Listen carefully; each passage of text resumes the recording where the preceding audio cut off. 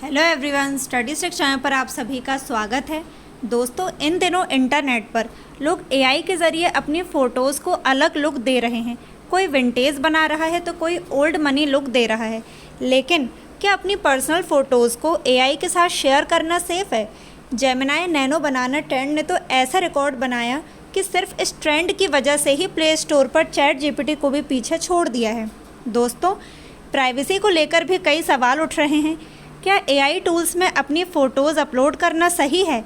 इसके क्या नुकसान हो सकते हैं? तो दोस्तों, आज हम इन्हीं ट्रेंडिंग टॉपिक्स के बारे में जानेंगे, जैसे नैनो बनाना, गूगल जेमिनी, चैट जीपीटी। चलिए दोस्तों, शुरू करते हैं। सबसे पहले हम जानेंगे नैनो बनाना के बारे में कि ये क्या होता है। तो दोस्तों, गूगल ने अपने जेमिनी ऐप में एक नया एडिटिंग टूल नैनो बनाना लॉन्च किया है। ये एक फ़ोटो एडिटिंग टूल है। इसे गूगल डीप माइंड ने बनाया है दोस्तों, और इसे शुरुआती टेस्टिंग में दुनिया का सबसे बेहतरीन इमेज एडिटिंग टूल भी बताया गया है। नैनो बनाना तस्वीरों को 3D अवतार में बदलने का ट्रेंड है, जिसे तस्वीरों का फिगरिन मॉडल भी कहा जाता है। दोस्तों, इसमें एआई टूल के इस्तेमाल से बिल्कुल आपके हूबहू दिखने वाली 3D तस्वीर बनाई जा सकती है। इस ट्रेंड को चैट जीपीटी ने शुरू किया था, लेकिन लोग कई दूसरे तरह के एआई टूल से भी तस्वीरें बना रहे हैं। दोस्तों, नैनो बनाना टूल का मकसद है कि एडिट की गई तस्वीरों में लोग, पालतू जानवर और चीज़ें बिल्कुल वैसी ही दिखे जैसी वे मूल तस्वीर में थीं। कई बार यूज़र्स को शिकायत थी कि एडिट की गई तस्वीरें असली तस्वीरें जैसी नहीं लगती थीं, खासकर कि चेहरे।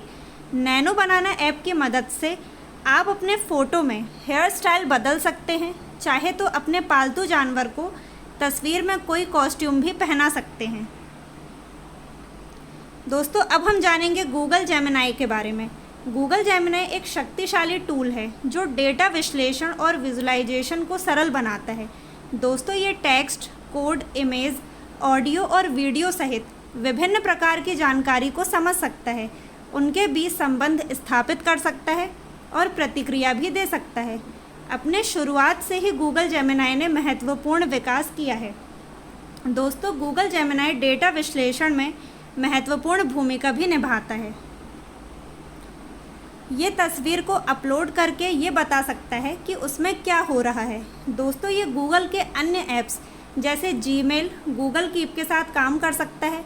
उदाहरण के लिए, ये किसी यूट्यूब वीडियो से रेसिपी लेकर उसे गूगल कीप शॉपिंग लिस्ट में भी डाल सकता है।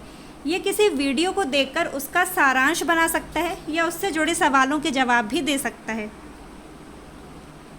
दोस्तों, अब हम जानेंगे कि चैट जीपीटी क्या होता है।